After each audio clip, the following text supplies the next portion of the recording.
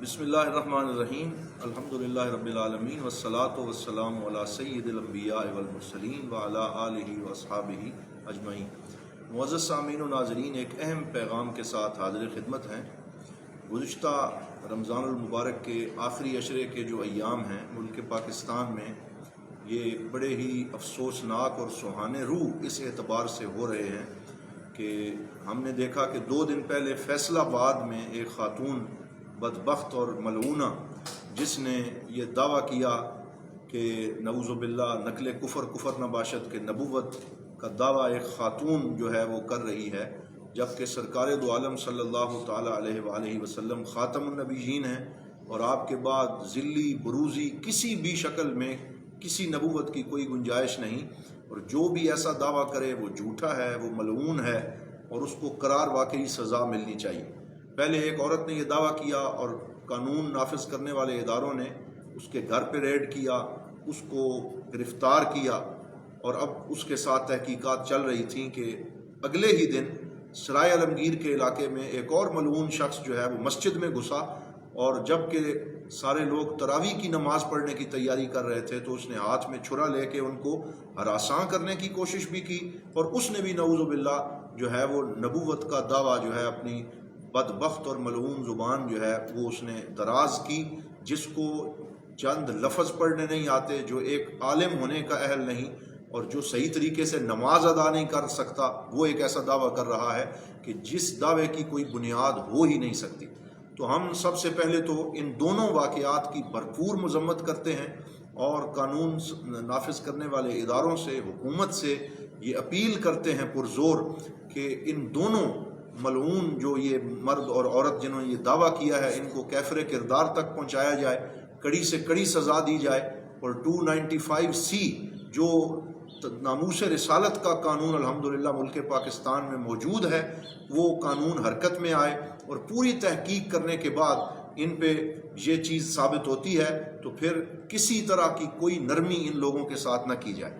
دوسری بات جو میں یہاں عرض کرنا چاہتا ہوں وہ یہ ہے کہ ہمیں اس کے اسباب پہ بھی کچھ غور کرنا چاہیے کہ یہ اچانک یکے بعد دیگرے ایسے جو دعوے دار ہیں یہ کہاں سے پیدا ہو رہے ہیں، یہ کس فیکٹری سے یہ لوگ نکل کے آ رہے ہیں، اور کون ان کو شے دے رہا ہے۔ تو اس میں NGOs بھی ہو سکتی ہیں، اس کے اندر کوئی اور سبب ہو، سستا نشہ اس کا سبب ہو سکتا ہے، جہالت اس کا سبب ہو سکتا ہے، ان سارے اسباب پہ بات ہو سکتی ہے، لیکن میں اپنی دانست میں یہ سمجھتا ہوں کہ پہلے ایک حربہ بہت لوگوں نے آزمایا کہ نعوذ باللہ اپنا دین ایمان بیچ کے اپنے آپ کو قادیانی ڈکلیئر کیا، صرف اس وجہ سے کہ ان کو 4 پیسے مل جائیں، وہ پاکستان کو چھوڑ کے کسی یورپی ملک میں پہنچ سکیں، اور وہاں انہیں اسائلم ملے اور سیاسی پناہ ملے، اور اس سیاسی پناہ کے لیے انہوں نے اتنا بڑا جھوٹ بولا کہ جس کی وجہ سے ایمان بھی گیا، اسلام بھی گیا، دنیا بھی برباد ہوئی، آخرت بھی برباد ہوئی، اور وہ ملعون ٹھہرے۔ لیکن اب چونکہ ان کا یہ ہیلا اور یہ بہانہ بہت پرانا ہو چکا اور بہت زیادہ استعمال ہو چکا، تو اب یہ لوگ نئے بہانے تلاش رہے ہیں، اور اس طرح کے دعوے کرتے ہیں کہ جس سے وہ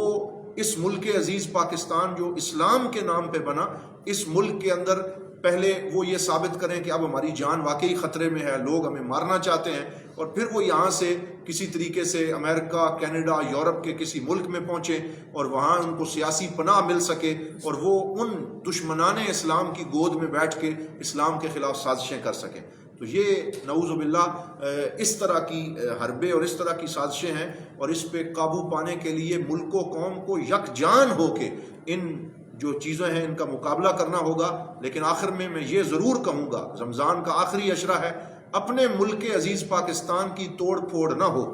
اپنی املاک کو نقصان نہ پہنچایا جائے، اپنے ملک کی چیزوں کو جو ہے یہ کوئی احتجاج کا طریقہ نہیں ہے کہ چند ان نادان، بے وقوف، مرتد، ملعون لوگوں کی وجہ سے لوگوں کے امن کو برباد کیا جائے۔ وہ لوگ جو مساجد آباد کیے ہوئے ہیں، جو اللہ اور اس کے رسول صلی اللہ علیہ وسلم کا ذکر کر رہے ہیں، جو اس کے رسول صلی اللہ علیہ وسلم سے سرشار ہیں، ان کے لیے زندگی کو اجیرن بنایا جائے، یہ طریقہ درست نہ ہوگا، بلکہ ہمیں قانونی جنگ لڑتے ہوئے، حکومت پاکستان پر اعتماد کرتے ہوئے یہ مطالبہ کرنا ہوگا کہ قانون نافذ کرنے والے ادارے ان لوگوں کو جو ہے وہ لگام ڈالیں اور ان کو قرار واقعی سزا دی جائے۔ اللہ کریم ہم سب کو حضور صلی اللہ علیہ وآلہ وسلم کی ناموس کے تحفظ کے لیے قربانی دینے کی توفیق عطا فرمائے۔ والسلام علیکم ورحمۃ اللہ وبرکاتہ۔